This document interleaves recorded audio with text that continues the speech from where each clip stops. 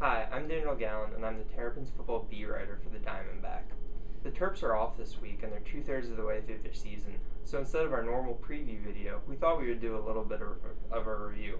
I'm here with Terrapins football columnist Aaron Kasnitz, and he went through and graded the performance of some of the positions thus far through the season. Aaron, we'll just start from the top. So, after 8 games, how would you grade the Terps quarterbacks this year? I give the quarterbacks a B-. I think they've done some really good things. I think C.J. Brown's impressed in a lot of ways, but they haven't been consistent. We've seen Caleb Rowe start 2 games because C.J.'s been hurt, and they just haven't quite had that consistent performance. They've struggled on third downs. A lot of that's from quarterback play. So they've done well, but not quite well enough to get in that A range. So it's a B-.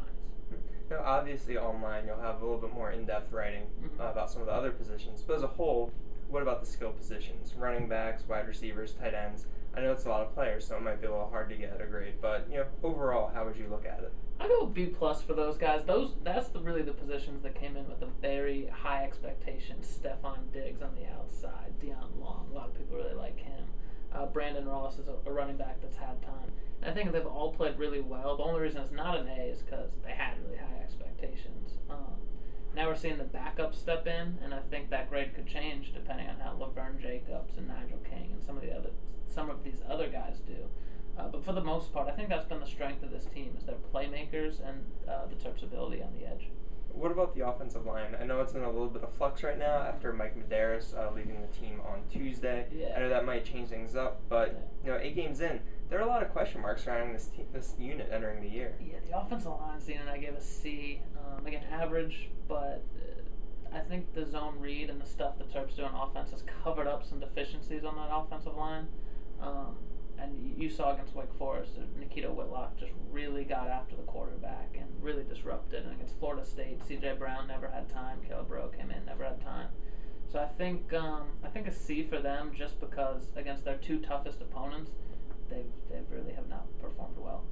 Now switching over to the defensive side of the ball, the front 7, they've been hit by injuries, but at times it doesn't really seem like there's been that much of a deficit there. The front 7 is probably the one unit here that I would give it an A. I really like the Terps front 7. And talk about expectations with the receivers. The front 7 didn't have many expectations just because they lost so much from last year. But you've had Marcus Whitfield has, I think, 7.5 sacks. He's doing great. L.A. Gorey is their leading tackler. He goes down. In steps Abner Logan. He has 15 tackles. Cole Friend, the other inside linebacker, he has 23 tackles in the game last week against Clemson. So they're really deep. Even the young guys that have played have performed well. So I really like that front 7, and they're pretty young. They have some guys that are there that will be there in the future. So definitely an A for that front 7. Now we talked about the wide receivers that have been hit by injuries. Now on the other side of the ball, the one unit that's been hit with a ton of injuries, secondary. Can you even grade them at this point, given Jeremiah Johnson, Dexter McDougal, Anthony Nixon being out? I don't think so. I think you have to go an incomplete there. We're fair graders here at the Diamondback, and when the 2 keys to your secondary, the cornerbacks, both get hurt, I think you got to give them an incomplete. We'll see. Hopefully Jeremiah Johnson will be back in the next couple of weeks. That'll be a big boost for Brian Stewart's defense. But until then, I really don't think you can grade the secondary. They have had some bright moments. West Virginia game, they forced a bunch of turnovers, but not enough there to give them a fair grade. Now, looking at the coaching staff, Randy Edsall, Mike Loxley, Brian Stewart, how do you see them? I'd give them a B. I think obviously it's been a really tough year for them with the injuries, second straight year. And I think they've done a good job. The reason the coaches don't get an A is because the Terps they just did not come out prepared for Florida State and for Wake Forest. I think, again, is that on the coaches? Maybe, maybe not. But when teams don't come out prepared at all, I think that's got to be a little bit on the coaches.